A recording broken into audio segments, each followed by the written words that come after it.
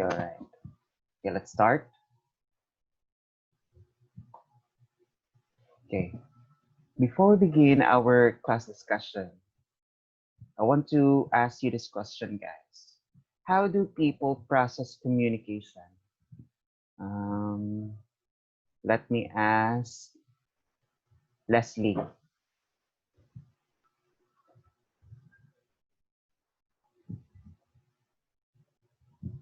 Okay, Leslie.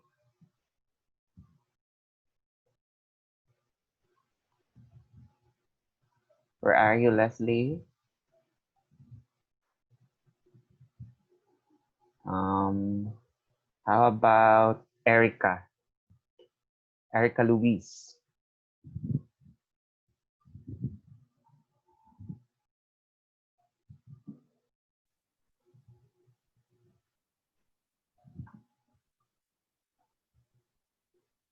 All right, let's hear it from Erica. Okay, Erica, you may speak now.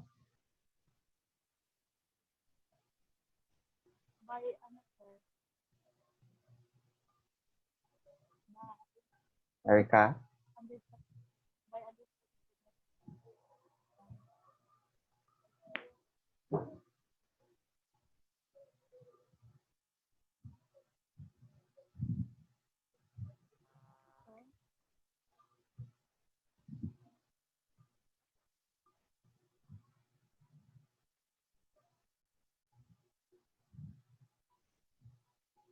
Erica.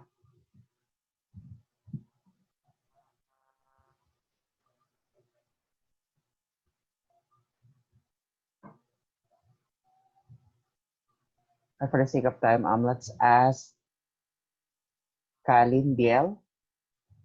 Is it correct? Did I pronounce your name correctly? Kalin Biel.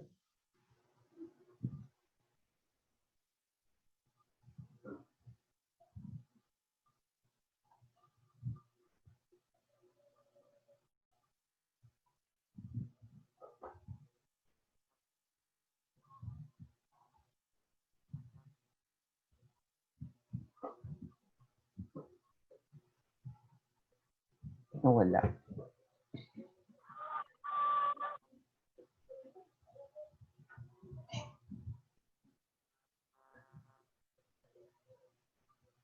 Okay, how about Jacel?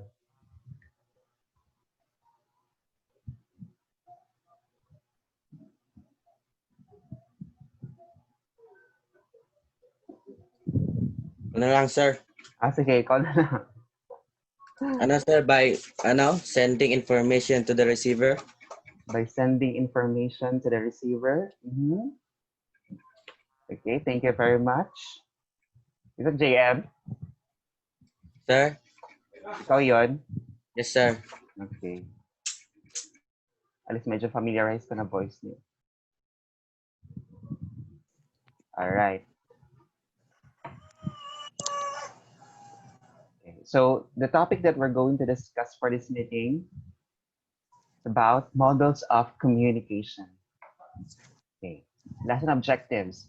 At the end of the lesson, the students can describe the different models proposed to explain the communication process and break down a sample interaction using a communication model. We say communication models of communication. These are conceptual models used to explain the human communication process, which means that it is a paradigm in order to visually explain the processes of communication, considering the elements that actively interplay within the communication.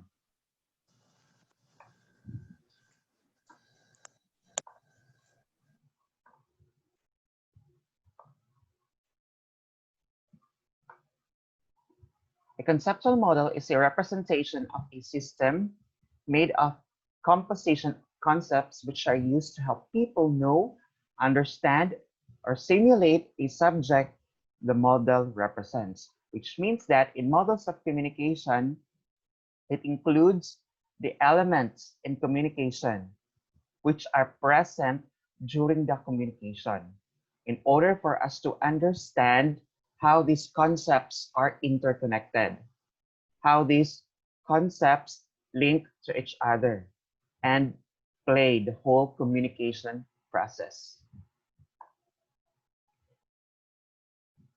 First among the models of communication is the linear communication model.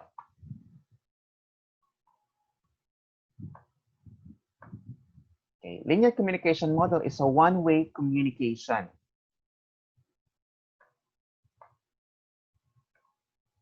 The sender is active while the receiver is passive, which means that this kind of communication model, the only active participant is only the sender, while the receiver will just receive the message and interpret or decode it, then nothing else. That's why it's a one-way communication.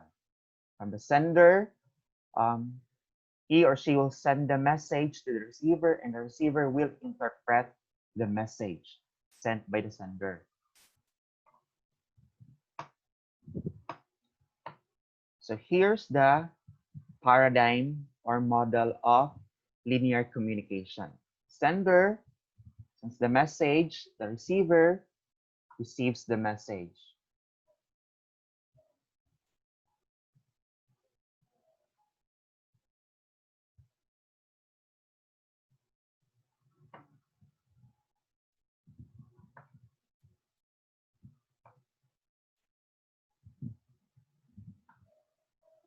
But a very good analogy is that of giving or getting an inoculation. Ideas, thoughts, and feelings are prepared in some form of a message and then injected in a straight line into a receiver. Messages from print and broadcast media which flow in one-way manner fall under this model. Right? So when we say inoculation, it means that you inject information to people. It could be ideas, your thoughts, your emotions in a linear way, meaning you will only send information and you will not receive any feedback from the receiver of the message. So this is the representation of how communication flows. Our ideas do not come to us in ready-made words, which means that our words or the message in the communication started as mental images consisting of unverbalized feelings such as anger, excitement, happiness, sadness, and intentions like your wants, your desires, and your needs, or even mental pictures like how you want your hair to look when it is um, when it is cut. Since human beings are not mind readers, we senders need to translate our mental images, our thoughts into symbols such as words. Like, for example, we need to pick up the exact words that represent those thoughts or ideas. And after encoding our idea, we send it as a message to the sender. And when the sender receives the message, our feelings, our intentions, and our mental pictures received by this encoded by us, then we send it to the sender. The sender will also imagine what's the meaning, what's the interpretation. The sender will also decode, and the sender will also form mental images and symbols or words when decoding the message that we send to the receivers. And then the sender will also encode his or her responses. And when we send the message to the receiver, we need to use a channel. What's the right form in order to send our message? And then the process will continue from sender to receiver. The sender will encode, the receiver will decode, and then the sender will also encode or decode the feedback by the receiver. This is a simple concept map of process of communication.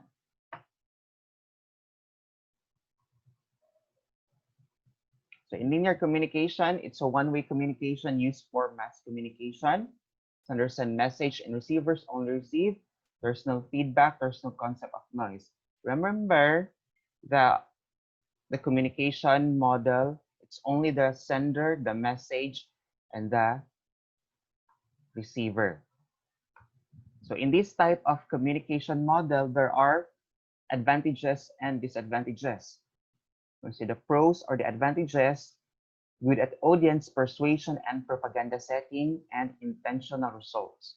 On the negative side, communication is not continuous, as no concept of feedback. So this is linear communication only because there's no feedback from the receiver of the message. So no way to know if communication was effective. Next is interactive communication model.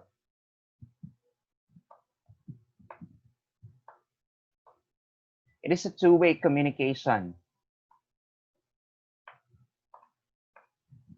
Includes the element of feedback. So in linear communication, it's a one-way communication, but in interactive communication, it's a two-way, meaning there's a progress. When linear communication models being progressed, it will become an interactive communication model when there's inclusion of feedback, or when feedback is included in the communication process.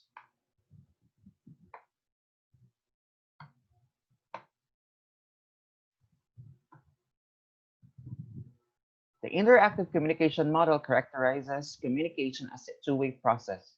The sender formulates and transmits a message to a receiver, who in turn formulates and sends a response to called feedback, which means that the sender will send a message, the receiver decodes the message, and it also involves the channels. What kind of channel or medium? Communication, auditory or verbal.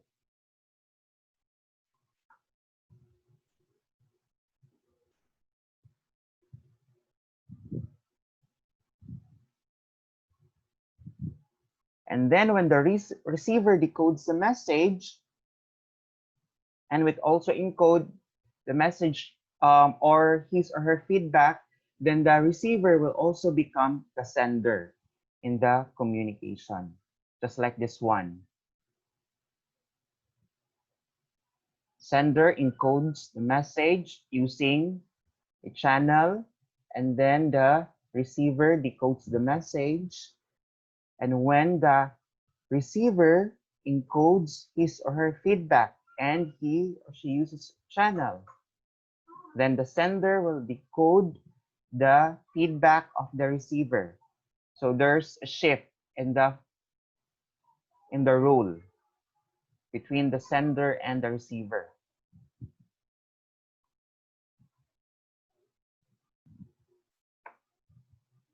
Next one is Aristotle's speaker-centered model.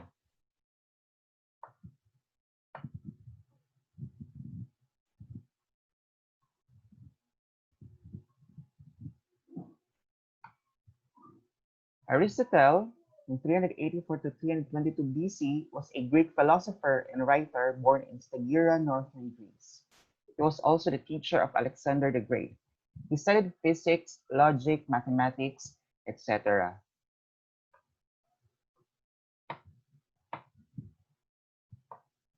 While exploring the human nature scientifically, Aristotle developed a linear model of communication for oral communication known as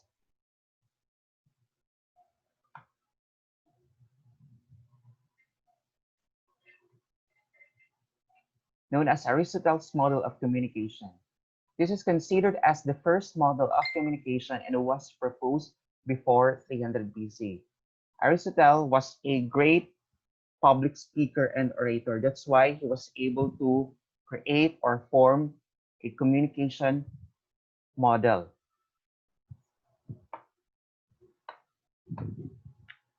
Okay, in Aristotle's speaker-centered model, it focuses on the speaker. It is a one-way communication interaction.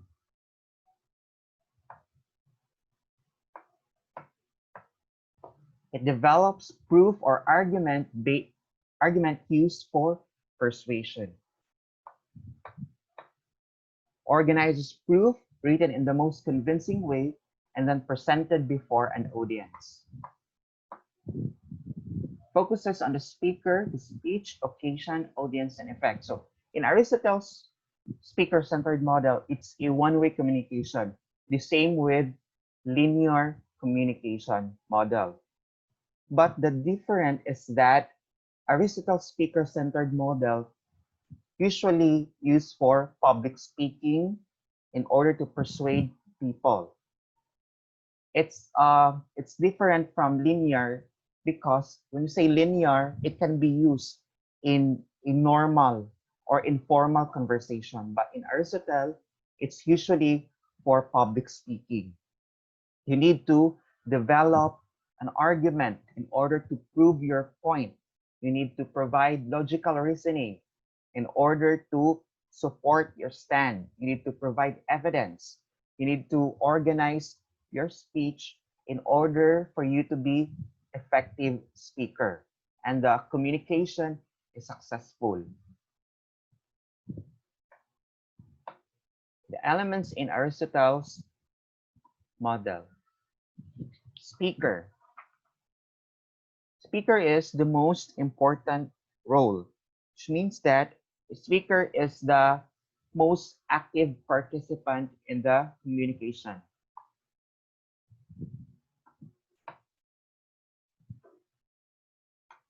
Then the speech delivered by the speaker. See, speech is the message of the speaker. It is the content of the communication process. And it could be a form of your perspectives or your stand with regard to social issues. Next on the audience. Audience passive role influenced by the speech. The audience will just receive and decode the message.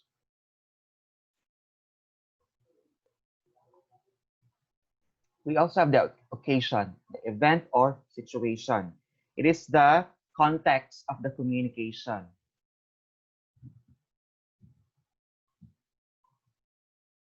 And then the effect, the impression of your audience, meaning how your audience receive your message or your speech, whether they agree or disagree.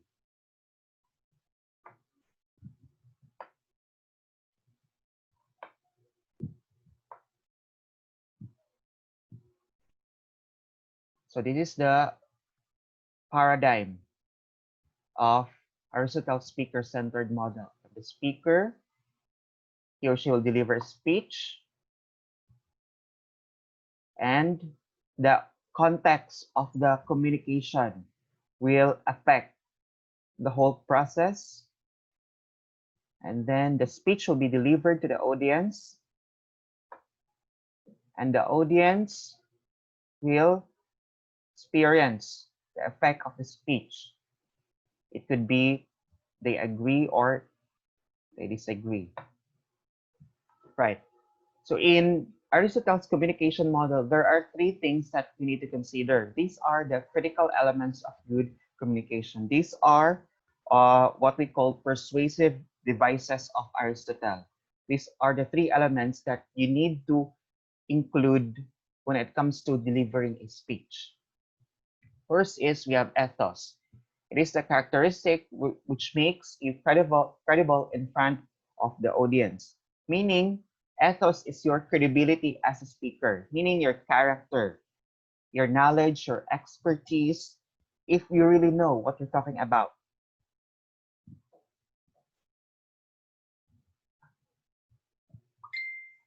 Next is we have the pathos. It is the emotional appeal of the speaker to the audience. See, pathos, this is how you appeal to your audience emotionally. You target the emotions of your audience. And next one is the logos. It is the logic of your message, meaning it's the sound reasoning.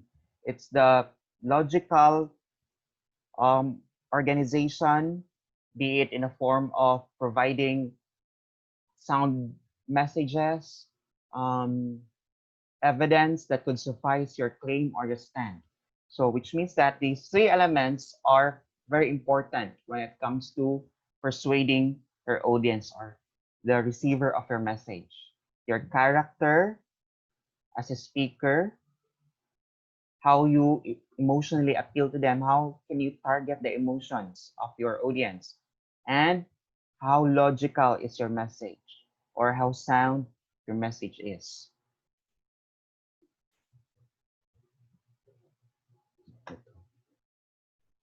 Next one is the Scrams model of communication. Let's watch this video.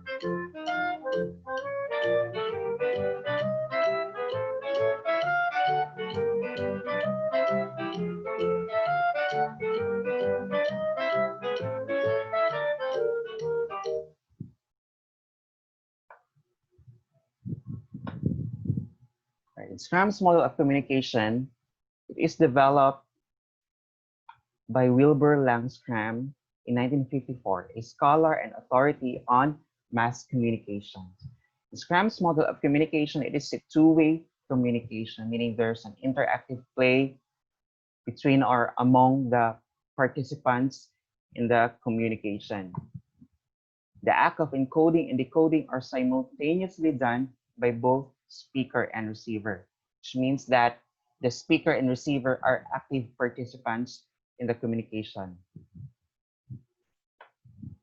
Right. So this is the paradigm or the model. We have the interpreter. The interpreter also perform as the encoder or decoder. The same thing with the receiver of the message. He or she is also an interpreter, a decoder, and encoder because there's an interactive play between the participants. They are active participants in the communication. Next is we have the source message channel receiver or the SMCR model.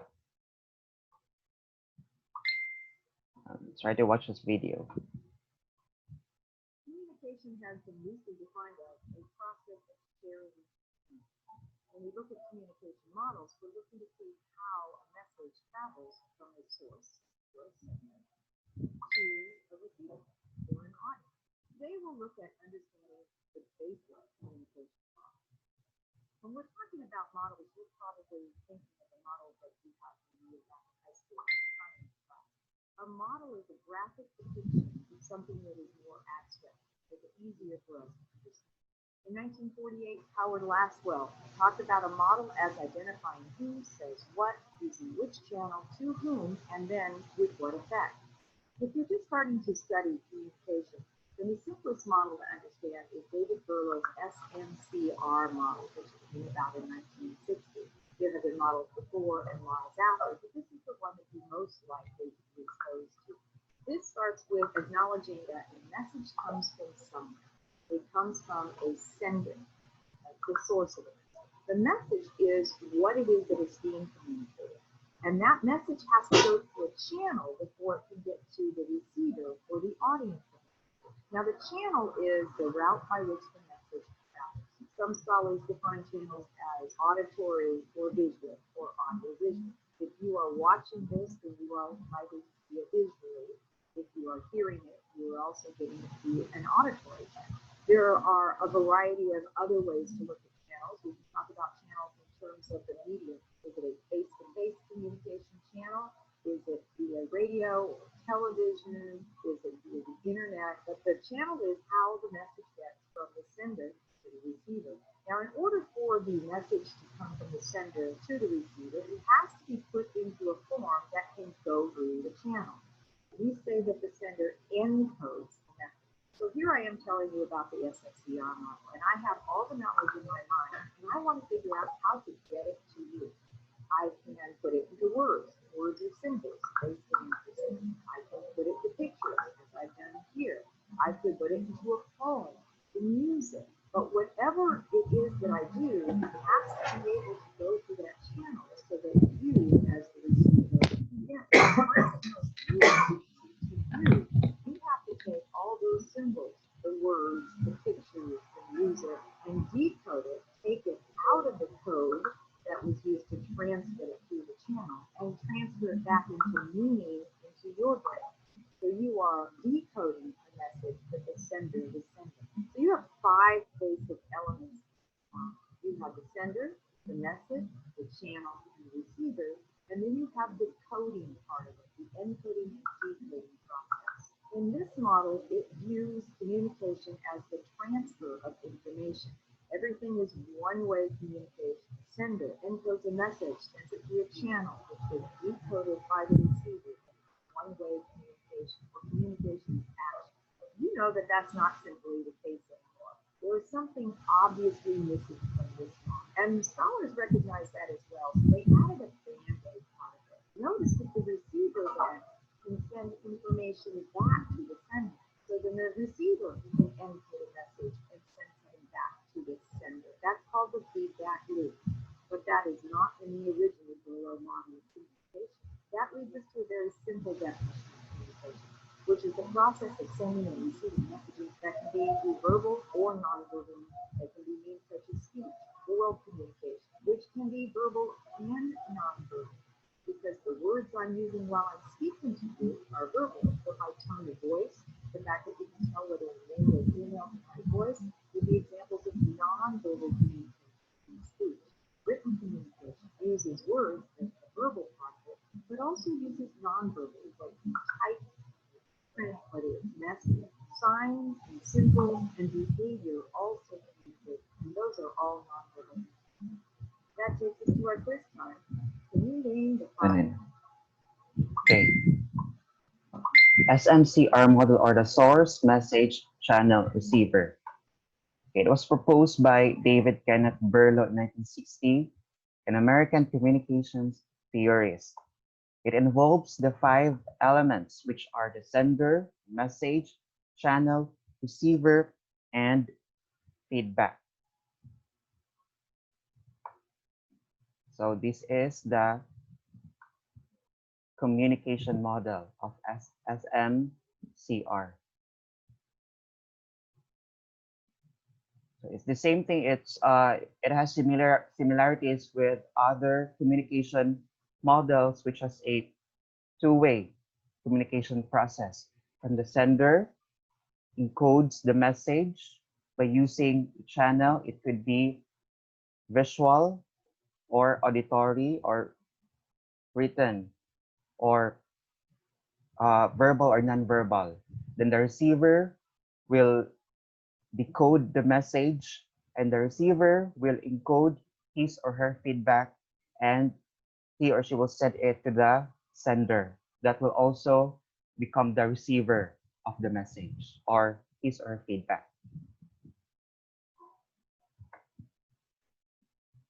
In Berlo's SFCR model of communication, we see the source or the sender of the message. It involves his or her communication skills, the way he or she will encode his or her message will be affected by his or her attitudes, the knowledge, his social system and culture, so his or her orientation, his or her background. So everything about the source of the message or the speaker will eventually affect the way he or she will encode the message. And the message, it's the content, the elements, the structure, and the code. And then the source of the message will use a channel. It could be through hearing, through seeing, touching, smelling, or tasting. So there are various forms that the speaker can use in order to send his or her message. And also the receiver, the way he or she will decode the message also involves his or her communication skills, attitudes, his or her knowledge, his cultural and social background. The same thing with how the speaker encodes the message. So other elements in the communication or other factors will eventually affect during the whole communication process. And we have the transactional communication model. This proposed by Rogers and Kinkard in 1981. The sender and receiver refer as participants. The noise and environment are also included in the communication. And schema plays a big part in the communication. We say the noise can disrupt or disturb the communication, meaning the noise can